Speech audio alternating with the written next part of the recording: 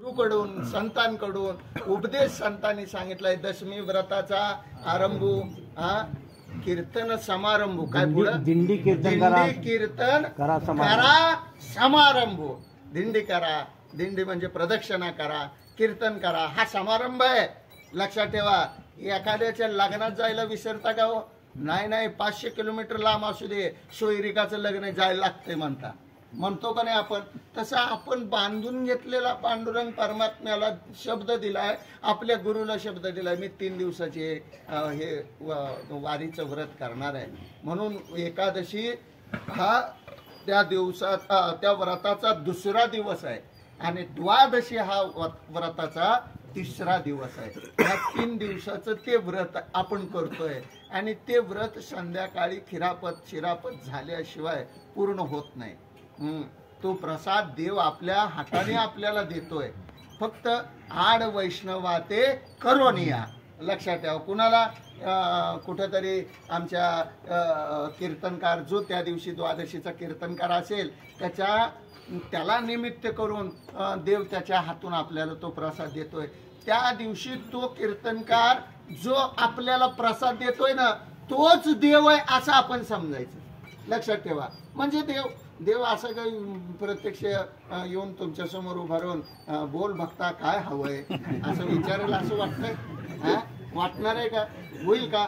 नाही होणार, पण तसं व्हायला पाहिजे। लक्षात ठेवा, काय येत नाही। मी काल सांगितल्याप्रमाणे गणपतीचा उत्सव चालू आहे आणि तुकोबरा यांचा आणि चिंतामणी गोसावी म्हणजे मोरया गोसावींचा संवाद माहिती आहे, अभंगाच्या माध्यमातून आलाय। चिंतामणी देवा गणपतीशी आणा म्हटले, आणा तुम्ही ज्या देवाची गणपतीची उपासना करताय आणा। म्हणले काय करू? चिंतामणी देव म्हणतात काय करू? तुकोबरा आहे, हे अहंकार आडवा आला म्हटले, आता मी बोलून कसं होईल? तुकाराम महाराज म्हटले ठीक आहे, तुम्ही नका बोलू, मी बोलू का? मी बोलवतो म्हटले, मी आणतो म्हटले आणि आणलं। तसं तुम्हाला मला कोण म्हटलं आणा तर एवढं बोलता, एवढं सांगता, आणा, येईल का? तो नाही येणार का? तर आपली त्याला आणण्या पाठीमागची भूमिका अहंकाराची राहते, म्हणून तो येत नाही। आणि त्याला बोलवा न अहंकार विरहित तो धावून जातो महाराज, पळत येतो, न सांगता न बोलवता। त्याला काही करावं लागणार नाही। म्हणून ह्या अनुषंगाने हे 3 दिवस इथं थांबून ह्या 3 दिवसाचं हे व्रत आपण करणं, हे प्रत्येक महिन्याच्या महाराज प्रदक्षिणा ही महत्वाची सांगितली। दिंडी प्रदक्षिणा हे महत्वाचं आहे।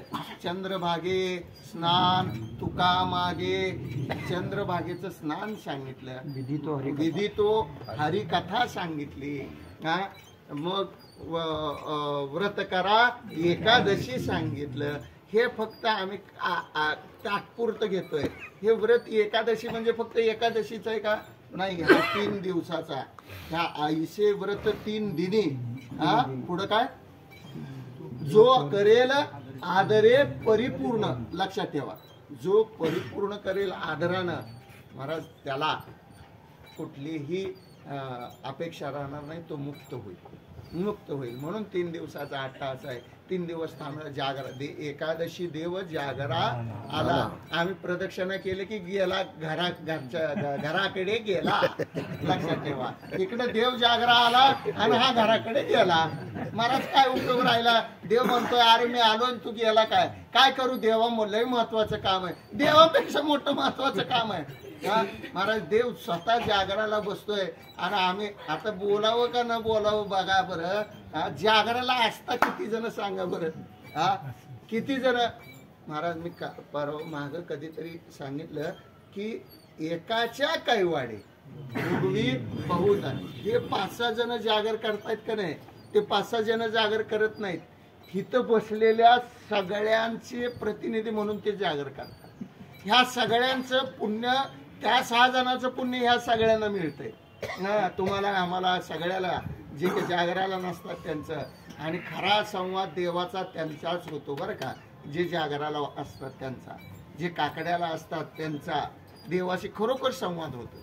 जेव्हा त्यांच्या मुखातून ती भुपाळी वगैरे चालू होतं का नाही, मग लक्षात येतो, लक्षात ठेवा देव काय येतो।